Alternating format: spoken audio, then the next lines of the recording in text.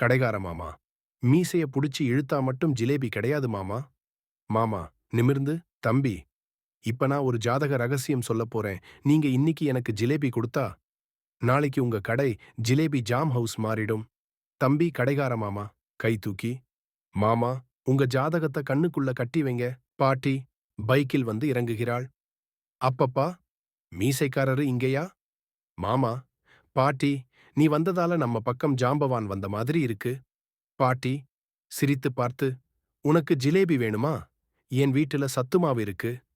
அதுல ஜிலேபி மாதிரி உருண்டி உருண்டி கொடுக்கறேன். மாமா தலையைச் சாய்த்து, பாட்டி, நாங்க சீரியல் பார்த்துட்டு சாப்பிட முடியாது பாட்டி.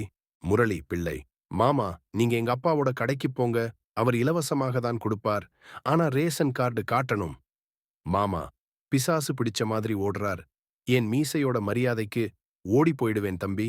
கடைக்கார மாமா சிரிக்கிறார். மாமா போனாரு. ஜிலேபி கதை போதனை. மீசையாலே யாரும் ஜிலேபி வாங்க முடியாது. பணம் இல்லாதவருக்கு பாட்டி பாசம்தான் ருசியான ஜிலேபி. விருப்பம் இருந்தால் இதை தொடர்ந்தும் எழுதலாம். மீசைக்கார மாமா நகருக்கு போய்